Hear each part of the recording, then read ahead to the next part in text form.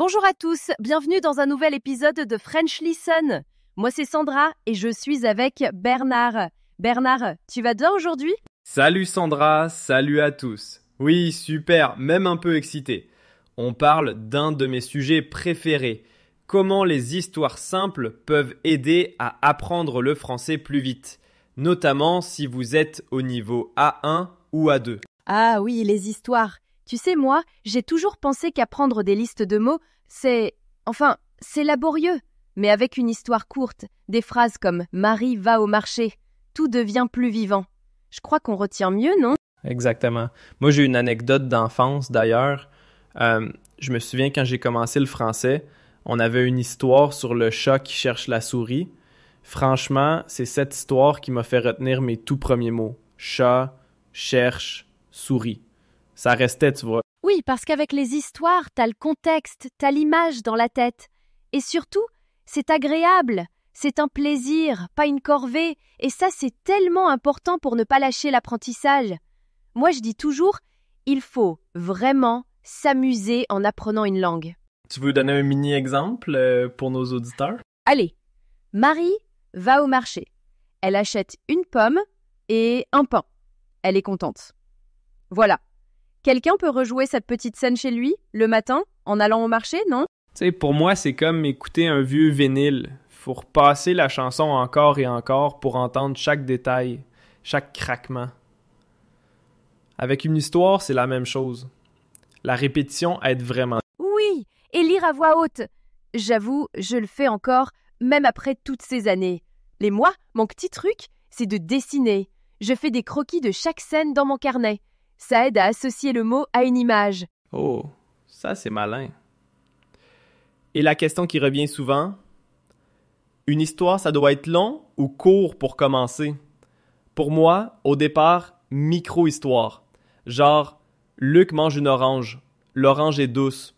2 phrases et on peut répéter. Moi, j'ai fait une gaffe il y a quelques années. J'expliquais une histoire super simple à une classe débutante et j'ai dit « une poule qui lit un livre » au lieu de je sais même plus quoi, gros fou rire dans la classe. Mais ça a décomplexé tout le monde. Tout le monde voulait jouer le rôle de la poule après. Mais c'est ça qui est génial. Oser se tromper, c'est la clé, non? Avec mes amis, on fait parfois des soirées histoires simples. Chacun tire un mot et doit inventer une histoire. Il y a toujours quelqu'un qui se trompe et à la fin, on se marre tous. On peut même faire un exercice maintenant.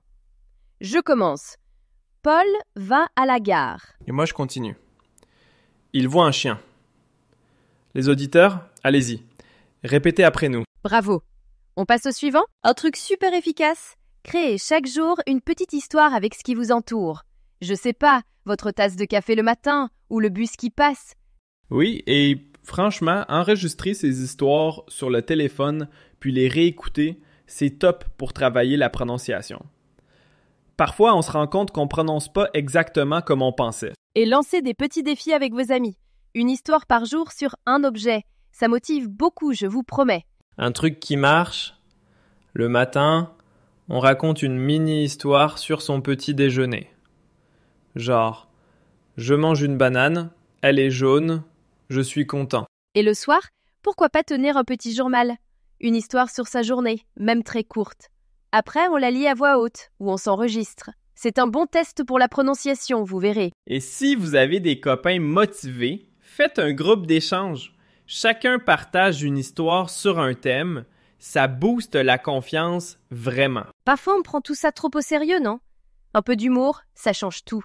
Un badge rigolo pour la meilleure histoire, c'est motivant. Des challenges aussi, style aujourd'hui il faut utiliser le mot canard dans ton histoire. Et puis on fête les progrès, hein?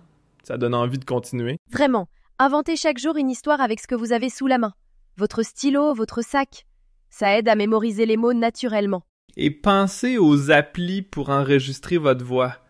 Écoutez-vous avec attention, comme si vous faisiez un mix audio, pour détecter ce qui cloche ou ce qui va bien. Oui, et les défis à deux, c'est fun. Genre, aujourd'hui, histoire sur la pluie. Ou alors faites des petits ateliers histoire avec des potes, on part d'un thème et on voit où ça mène. C'est fou comme ça fait travailler l'imagination. Moi, j'adore raconter ce que je fais étape par étape en français. J'épluche la carotte, je coupe le pain. On apprend plein de mots utiles. Et si vous aimez le visuel, prenez un objet, inventez-lui une aventure. Ça marque les esprits, je vous jure. On peut aussi varier. Écrire un dialogue, décrire une balade ou inventer une mini-histoire sur son animal préféré, c'est extra pour le vocabulaire. Ou bien partir d'une photo ou un objet pour créer une histoire visuelle.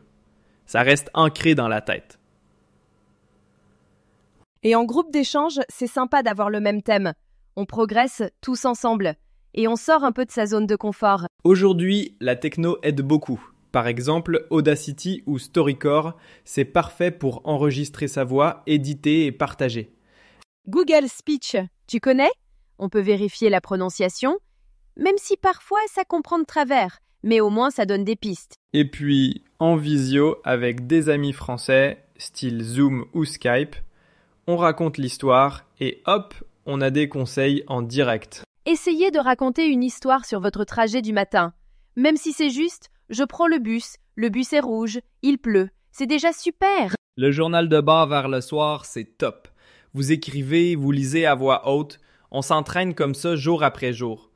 Et en groupe, chaque semaine, on choisit un thème, genre le marché, et chacun invente une courte histoire. C'est hyper motivant. Les ateliers d'écriture, c'est chouette aussi. On prend un mot, genre chat, et chacun invente une histoire autour. Avec des objets, c'est encore plus rigolo. Tu prends une photo d'une chaussure et hop, tu te demandes « Où va cette chaussure ?» T'inventes l'aventure. Et pourquoi pas des défis? Aujourd'hui, histoire avec 3 couleurs. Ça détend et on apprend en s'amusant. Changer de style, c'est bien aussi. Par exemple, raconter une anecdote ou juste décrire un objet. Ça renouvelle le vocabulaire. Exact, et utiliser des supports visuels, ça l'aide pour mémoriser, même pour moi. Hein? J'aime bien quand on partage sur le même thème, tout le monde avance ensemble et on ose plus facilement s'exprimer en français. Encore une fois, la techno est là pour aider.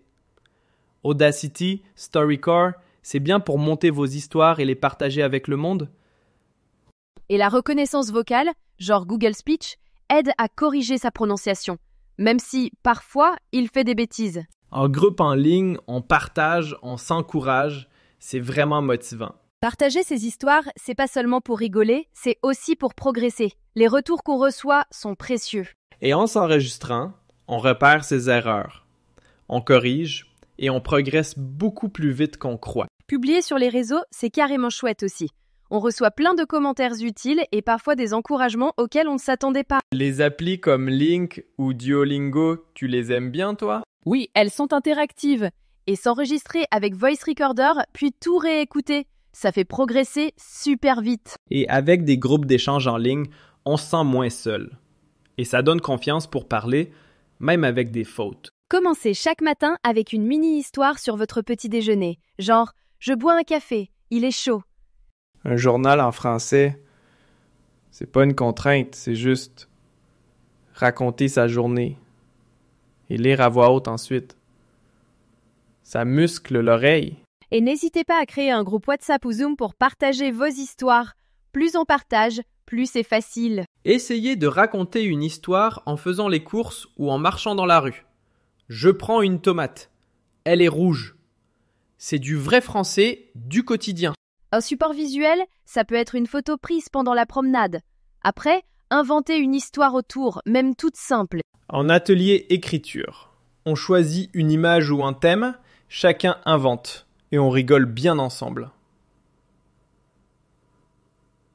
Je sais que je me répète, mais les applis comme Audacity, Storycore, c'est vraiment utile pour pratiquer tout le temps et s'auto-écouter. Google Speech, ça donne un feedback automatique, parfois un peu bizarre, mais ça motive à s'améliorer, non? Exactement. Et les sessions Zoom ou Skype à plusieurs, c'est l'occasion de se lancer et de recevoir des retours en temps réel. Franchement, c'est encourageant. Pour conclure, n'oubliez pas que chaque outil technologique, chaque appli, chaque session en groupe, c'est une chance de progresser un peu tous les jours. Oui, et surtout, ne vous découragez pas si parfois vous vous trompez ou si la technologie vous joue des tours. Le plus important, c'est de garder ce plaisir de raconter, même des histoires toutes petites. Sandra, c'était une discussion très sympa. Merci à toutes et à tous de nous avoir suivis. On se retrouve bientôt sur French Listen pour de nouvelles astuces et sûrement d'autres histoires rigolotes. Merci à toi Bernard et merci à vous chers auditeurs. Continuez de raconter vos histoires en français, amusez-vous. Regardez maintenant la deuxième partie de l'épisode, elle vous réserve encore plein de conseils utiles et de surprises. Et si ce podcast vous a plu, pensez à vous, s'il vous plaît, abonner et à cliquer sur j'aime pour nous soutenir. Salut tout le monde À et tout de suite dans bienvenue la à suite French de Listen. l'épisode. C'est Sandra et... Bernard, de retour pour la deuxième partie de notre discussion sur « Tenez-vous bien », les histoires simples pour apprendre le français. On reprend là où on s'était arrêté. C'est ça? Exactement. La dernière fois, on a parlé de l'importance de ces histoires pour les débutants. Mais comment on choisit les bonnes, hein? Parce que toutes les histoires simples ne se valent pas, non? Ah, excellente question. C'est vrai que il faut faire attention. Moi, je dirais qu'il faut privilégier celles qui utilisent un vocabulaire, comment dire, utile, quotidien. Des choses qu'on va vraiment utiliser dans la vie de tous les jours. Oui, et qui sont intéressantes. Si l'histoire est ennuyeuse, on va vite se démotiver, même si le vocabulaire est parfait. Absolument. Il faut que ça nous donne envie de continuer, de savoir ce qui va se passer. Genre, une petite intrigue, des personnages attachants. Tu vois ce que je veux dire? Comment. Et parlant de personnages, est-ce qu'il y a des types d'histoires que tu recommanderais particulièrement? Moi, j'aime bien les histoires qui se passent dans des contextes familiers, des situations de la vie courante. Aller au café, faire les courses, rencontrer des amis. Des choses comme ça, tu vois? Oui, c'est malin, ça. Parce qu'on peut tout de suite imaginer la scène, se projeter, et du coup, mémoriser plus facilement le vocabulaire. Voilà. Et autre chose importante, à mon avis, c'est la longueur de l'histoire. Au début, il vaut mieux commencer court, hein? Pour ne pas se décourager. Ah oui, c'est sûr. Parce que, si on se lance dans un roman de 500 pages dès le début, on risque de vite abandonner. Mieux vaut des petites histoires qu'on peut lire en une seule fois. Exactement. Et puis, on peut toujours relire l'histoire plusieurs fois pour bien assimiler le vocabulaire et la grammaire. C'est même recommandé, non? Ah, complètement. La répétition, c'est la clé. Et, en parlant de grammaire, est-ce que ces histoires simples peuvent vraiment nous aider à améliorer notre grammaire? Bien sûr. En lisant, on voit comment les phrases sont construites, comment les verbes se conjuguent. On apprend, comment dire, intuitivement, sans avoir à se plonger dans des manuels de grammaire compliqués. C'est vrai que c'est beaucoup plus agréable que de faire des exercices de grammaire, hein? Personnellement, je déteste ça. Moi aussi. C'est tellement rébarbatif. Alors que, avec les histoires, on apprend en s'amusant, c'est beaucoup plus motivant. Et, est-ce qu'il y a des ressources en ligne que tu recommanderais pour trouver ces histoires simples? Alors, il y a pas mal de sites web et d'applications qui proposent des histoires pour apprendre le français. Je pense notamment à, des sites comme, comment dire, Le Point du FLE, ou des applications comme Duolingo ou Babel. Mais il y en a plein d'autres. Oui, et on peut aussi trouver des livres pour enfants en français, non? Ce sont souvent de bonnes options pour les débutants. Ah, excellente idée. Les livres pour enfants ont l'avantage d'avoir, un vocabulaire simple et des illustrations. Ça aide à comprendre l'histoire. Et, autre astuce, on peut aussi écouter des versions audio de ces histoires, non? Pour travailler sa compréhension orale. Ah, c'est vrai. C'est une excellente façon de s'habituer à la prononciation française et de travailler son oreille. Oui, et on peut même écouter l'histoire plusieurs fois, en suivant le texte, pour bien comprendre tous les mots. Exactement. Et puis, on peut aussi essayer de répéter les phrases après le narrateur pour améliorer sa propre prononciation. Bon, je crois qu'on a fait le tour de la question, non? Les histoires simples, c'est vraiment un outil formidable pour apprendre le français, à condition de bien les choisir et de les utiliser de manière efficace. Tout à fait d'accord. Et, surtout, il faut se faire plaisir. Apprendre le français, ça doit être, comment dire, une expérience agréable, pas une corvée. Merci Bernard, et merci à tous de nous avoir écoutés. On se retrouve bientôt pour un autre épisode de French Listen. Ne partez pas encore. À bientôt et Regardez bonne maintenant la lecture. troisième partie de l'épisode qui vous réserve encore plus de conseils utiles et de surprises. Et si vous aimez ce podcast, n'oubliez pas de vous abonner et de cliquer sur j'aime pour nous soutenir. Alors, À tout à j'ai l'heure pour la quelque suite chose de l'épisode. super cool pour toi aujourd'hui. On va parler d'une méthode géniale pour apprendre le français rapidement. Ça te dit? Ah, mais ça me dit énormément. Surtout quand on parle d'apprendre vite. Dis-m'en plus, qu'est-ce que tu as en tête? Eh bien, j'ai entendu parler d'une approche qui utilise des histoires simples, tu vois, niveau A1, A2. L'idée, c'est d'immerger les débutants dans la langue de manière naturelle, quoi. Ah, excellente idée. L'immersion, c'est vraiment la clé. Mais pourquoi des histoires simples, précisément? Qu'est-ce que ça apporte de plus? C'est justement ça qui est intéressant. Apparemment, quand tu utilises des histoires avec un vocabulaire et une grammaire basique, ça devient tout de suite plus accessible. Moins intimidant, tu vois? Absolument. Quand on débute, se retrouver face à des textes complexes, c'est décourageant. Avec des histoires simples, on peut se concentrer sur la compréhension globale, sur le plaisir de lire, et on intègre le vocabulaire et la grammaire de manière presque inconsciente, en fait. C'est ça la magie. Exactement. Et comment ça marche concrètement? On trouve ces histoires où? Alors, il existe plein de ressources.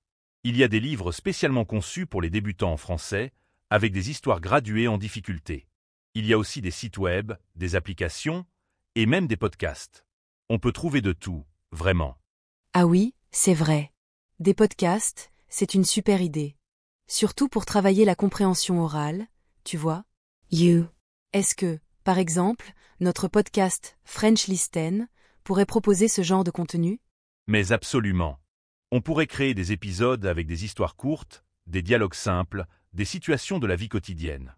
Avec, bien sûr, une explication du vocabulaire et des expressions clés. Ce serait parfait pour les auditeurs qui veulent se lancer ou consolider leur base. Génial. Et comment on choisit les bonnes histoires? Il y a des critères à prendre en compte? Oui, bien sûr. Il faut veiller à ce que le vocabulaire soit adapté au niveau A1, A2, donc des mots courants, des phrases simples. Il faut aussi que l'histoire soit intéressante, qu'elle donne envie de continuer à lire ou à écouter. Et puis, c'est important qu'il y ait un peu de répétition pour faciliter la mémorisation. Tu vois, c'est un peu comme une chanson. Plus on l'entend, plus on la retient. D'accord, je vois. Et est-ce que cette méthode est vraiment efficace pour apprendre rapidement? Alors, il faut être réaliste, on ne devient pas bilingue en une semaine. Mais, honnêtement, oui, c'est une méthode très efficace. Parce qu'elle est ludique, motivante, et qu'elle permet d'acquérir des bases solides en vocabulaire et en grammaire. Et puis, le fait de se concentrer sur la compréhension globale, ça aide à développer l'intuition linguistique. On commence à sentir la langue, tu vois? Oui, je vois ce que tu veux dire. Et quels sont les pièges à éviter quand on utilise cette méthode? Le principal piège, c'est de vouloir aller trop vite. Il faut prendre le temps de bien comprendre chaque phrase, de relire les passages difficiles, de chercher le vocabulaire qu'on ne connaît pas. Et puis, il ne faut pas hésiter à écouter plusieurs fois la même histoire pour bien imprégner son oreille. La patience, c'est vraiment la clé. D'accord. Donc, des histoires simples, de la patience et du plaisir. C'est ça la recette? Voilà, c'est exactement ça. Apprendre le français, ça doit être un plaisir, pas une corvée. Et avec des histoires simples, on peut vraiment s'amuser tout en progressant. Et vraiment, ne vous mettez pas la pression. C'est un voyage, pas une course. C'est super motivant. Merci beaucoup pour ces conseils, c'est vraiment éclairant. Mais de rien. C'est un plaisir de partager ça avec toi et avec les auditeurs de French Listen. J'espère que ça leur donnera envie de se lancer ou de persévérer dans leur apprentissage du français. Oui, moi aussi.